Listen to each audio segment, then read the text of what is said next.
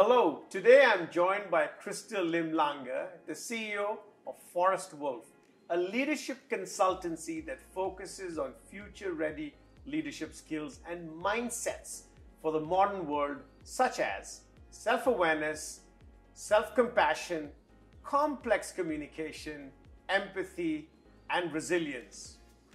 Welcome to Q&Ahmed. Crystal, great to see you. So good to be here. I'm super excited. Really warm welcome. Yes. So, Crystal, we've gone through a lot in the pandemic, right? Sure have. And perhaps the most significant shift that we saw happen was hybrid work. And hybrid work went from being an experiment to being at scale. And yet, as you reflect a few years later, this whole notion of the paradox of productivity. Yeah. There's questions about whether I'm more productive at work or managers, whether they feel comfortable that employees are productive at work. And the multidimensional problems that we deal with in terms of challenges. How do you think organizations are focusing and reinvesting to solve for this new environment?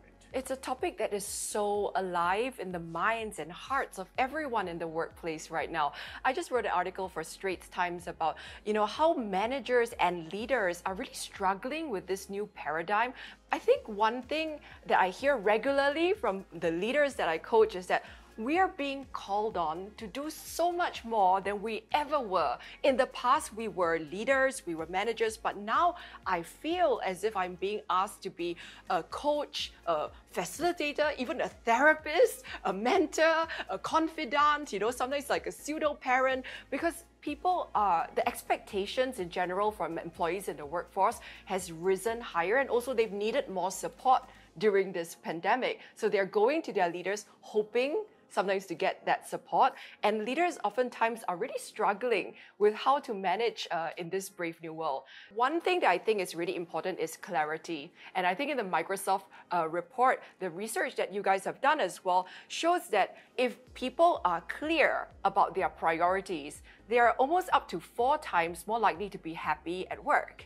Do you find that as well? Point about when you're in a complex environment, how do you get your teams to perform, and therefore how do you generate energy and delivering results? Now I have leaders coming to me and saying like, I'm supposed to motivate and energize people through a virtual town hall, and how am I going to do this? So I think to cut to the bottom of your question, it's about really starting from the leadership and equipping the leaders with the missing skill sets and mindsets that they need.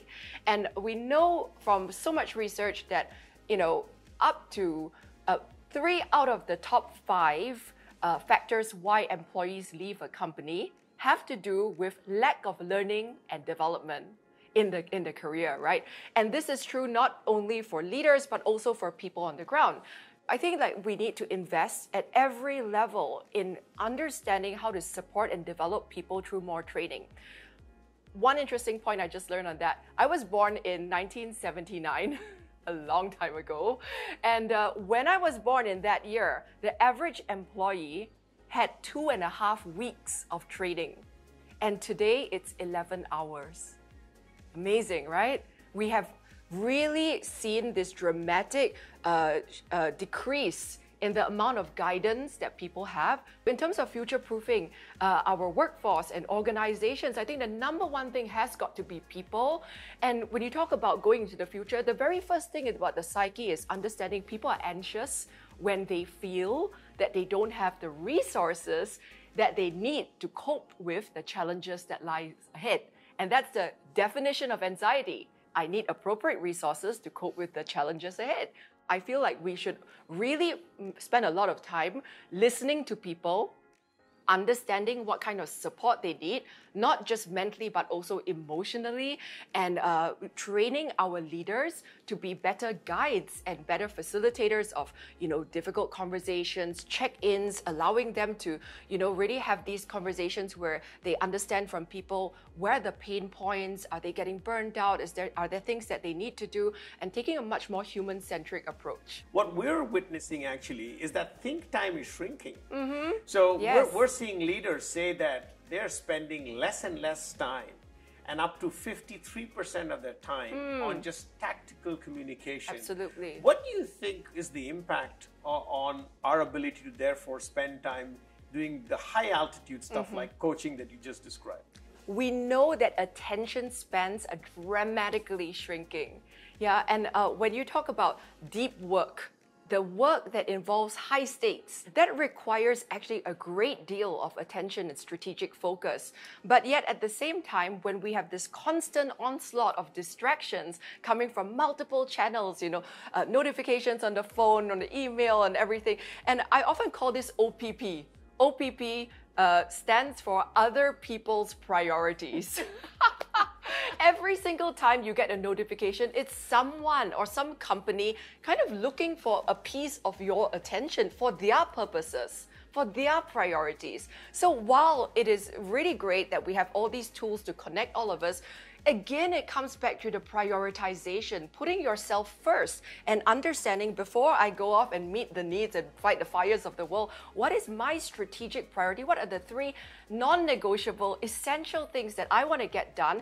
And really having that culture where, at Microsoft, you can say, I need to do some deep work. Is it okay if I block off, this time? And it's understood that we support each other with that.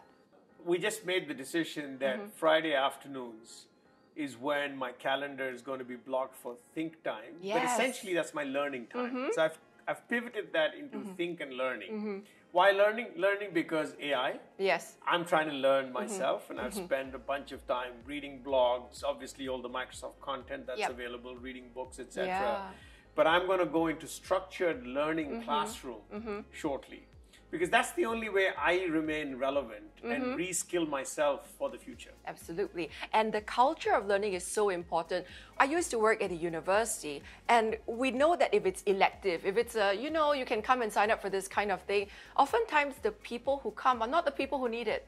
We're all doing this together. There's no shame in learning. There's everyone from the leader all the way down to the most junior person, we're all learning together. So I love that Satya Nadella, from know-it-all to learn-it-all culture. I think it's really a whole system approach. He continues to push the boundaries on growth mindset, and he kind of pushes us, his leaders, and the people who work with us, to think every day about what you need to relearn and rethink every single day. Absolutely. It's that kind of like always talk about how there's 2 sources of fuel that we can use to propel us as leaders. One source is curiosity and the other source is fear, right? And it's not sustainable to be propelled by fear.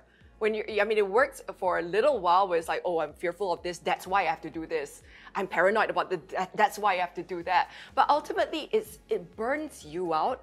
And it also is unsustainable for the people below you. But really, when we switch fuel to growth mindset fuel, which is, I do it because I love it. I love learning. I love growth. I'm curious. I wonder what if. What if we did this? It's such a more joyful experience to live. And I think if we're spending so much of our waking hours working, we should really contemplate how to do it in a way that's more joyful and more personal.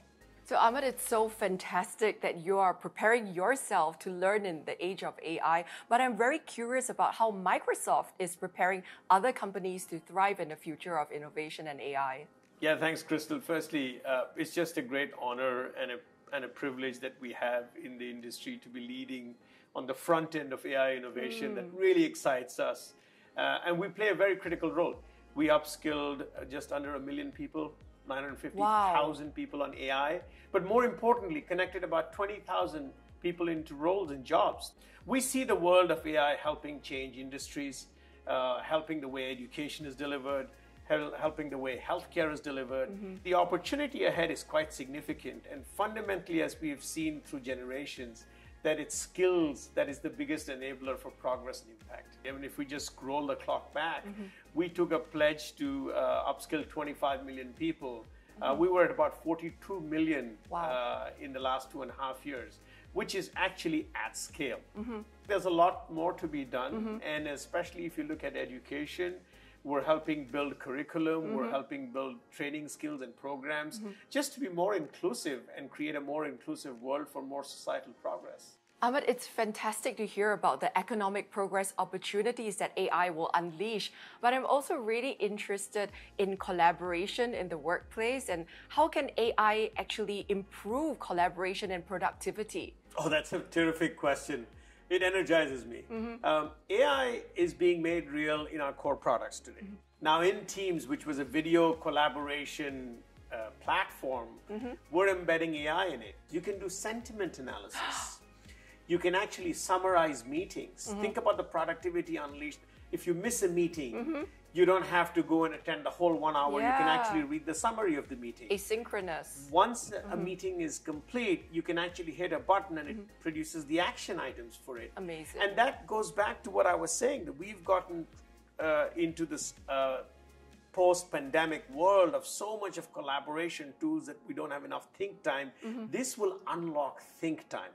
This will unlock core productivities for our workers to do more valuable jobs. I'm so excited about that because sometimes people can think of AI in a negative way and get fearful about it. But actually, the key point is like it's going to liberate us from a lot of the mundane, boring tasks that now can be done by robots, by automation. That liberates us to delve deep on what we call the deep human skills, which is creativity, innovation, strategic thinking, all of these things that only humans can do. If we think about it as first world problems versus developing world problems, in the first world, absolutely, this will unlock productivity for continued growth.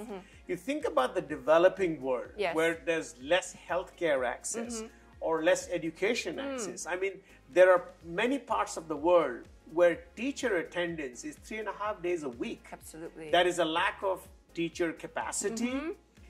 Schools are far away, they're not attended enough. Yes. Think about how much capacity we could create through technology and create more inclusive education, more inclusive healthcare. So Ahmed, we've talked a lot about the what that we need to learn, but I know you're really passionate also about character and the who do you want to be. So do you want to share a little bit of insight about that?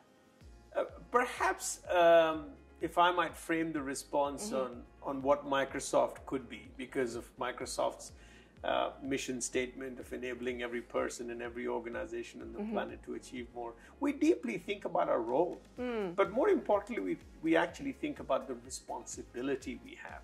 And especially in the age of the new innovation and technology that we are fortunate to be leading, we will play a very important role in enabling people to live longer, enabling people to be more financially sound, in enabling people to be better educated and have the opportunities that the world deserves.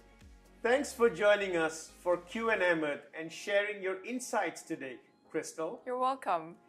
And see you soon, everyone.